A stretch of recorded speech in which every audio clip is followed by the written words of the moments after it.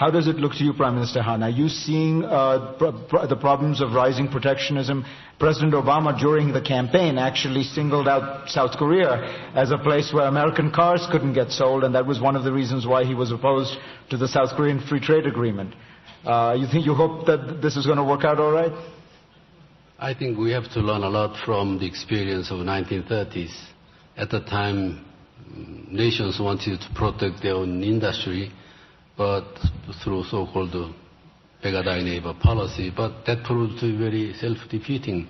No nations benefited from it. On the contrary, there was contraction of world trade and growth. Now, I think we have to promote trade and investment at this juncture. Otherwise, we will suffer. All of us will suffer. As regards the Korea-US free trade, in the absence of multilateral trade negotiation being successful, the second best is to go for bilateral trade agreement. In that spirit, we have had several successful bilateral trade agreements with other countries, and we have now concluded trade agreement with the United States. It will benefit both countries, and hopefully that during the early part of the Obama administration, we would like to see this trade agreement pass through the House of Representatives as well as Senate. And signed by the President. You hope to convince him that you are right on this? Well, I think, of course, President Obama has many priorities at the moment. We fully understand his problems at the moment, but we hope that this free trade agreement to the United States will be also beneficial. This is the largest, I think, beneficial free trade after NAFTA. So we will do our part in passing this trade agreement, but hope that the U.S. will take similar measures through the Congress so that both countries will benefit from this trade. Because according to the estimate that we made, as well as some of the U.S. Research Institute made, both countries will benefit greatly in terms of trade expansion as well as growth. Thank you very much. I'm Arthur Mutambara from Zimbabwe. There has to be a paradigm shift in the way we understand concepts that are based on the nation state. What is your question? This is the question. Okay. I'm waiting for the question mark. You must be patient. This is Davos. This is Davos. There has to be a paradigm shift in the way we understand concepts rooted on the nation state, national sovereignty, national competitiveness. How are we going to change the way we understand national sovereignty as we move towards global sovereignty? How are we going to change our understanding of country competitiveness as we craft global solutions? Lastly, globalization, the globe, universality, universal. Let's make sure our definition of global includes everyone. Our definition of universal includes everyone. Africans, for example, would want to be part of the crafting and defining of global solutions to the current crisis. To what extent are we incorporating African thinking and African responses to the global crisis? How global is our understanding of globalization? Good question. President Motolande, you are now in the G20. Do you feel you are at the table? Your views are being heard? Do you want more? What would you like? Well, certainly our views and our voice is being heard, but of course we need also to ensure that these multilateral institutions become representative. At the moment, many developing countries feel that they do not have a voice at all, and that their views are never taken on board. But of course, we must not be too idealistic about the need for a coordinated global management of society's challenges, because we've got to patiently put in place the building blocks, ensure that we build and consolidate democracies across the globe that subscribe to principles of transparency and accountability, That in itself must be manifest in the international bodies that or structures that we establish, because there's no way we can have accountability and transparency in the international structures when we do not practice same in our own countries. Therefore, the two are not mutually exclusive. The progress that has been made in each country will contribute positively towards a better managed global order. When people talk about global cooperation, it all sounds nice.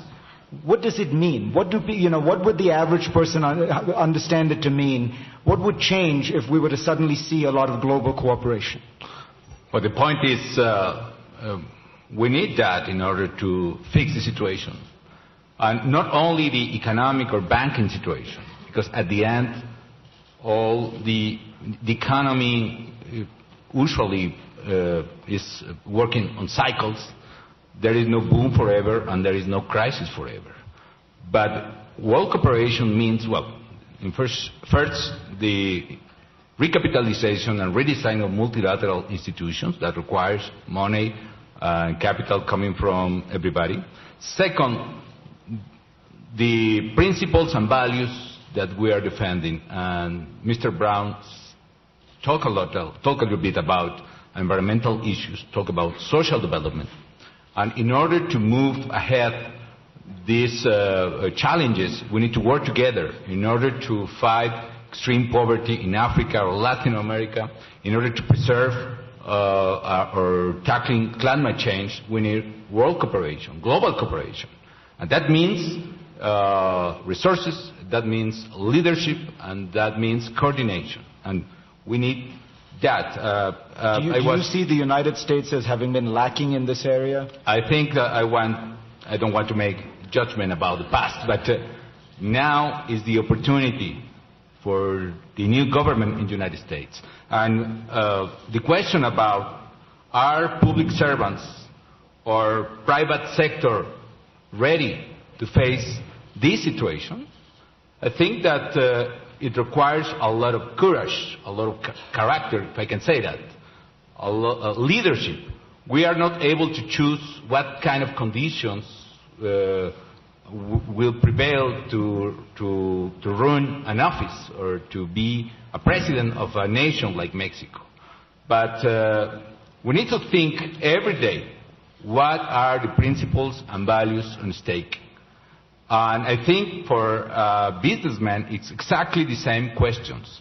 And the question is, are we going to face difficult moments or not? That is not the question. We are going to face any kinds of moments. The question is, do you have enough courage to face the challenge or not?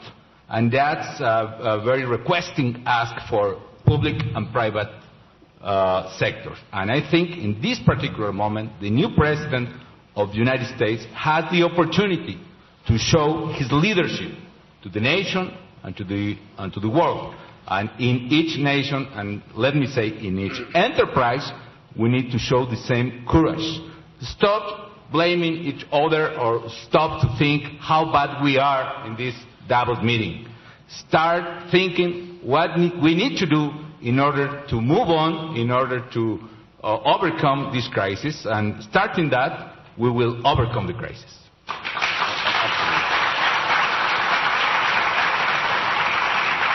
Or as a president says, yes, we can. Yes, look, 2008 will be remembered as the year that there was a huge financial crisis, which is as big as anything that has been seen in the world.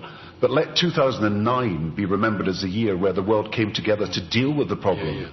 And people look back in the 1930s now, and with limited exceptions, people say that was a decade where people failed to rise to the challenge. In this decade, we have got to rise to the challenge. We've got to rise to the challenge of international cooperation. Look back on the 20s and 30s. Keynes went into the government of the day with plans to fiscal and monetary stimulus for the economy. The Treasury Secretary in Britain wrote on it, only 3 words to his plans: inflation, extravagance and bankruptcy, and rejected it out of hand. Churchill then said, "We were resolved to be irresolute, adamant for drift, solid for fluidity, all-powerful for impotence." Now, that's how that decade is remembered.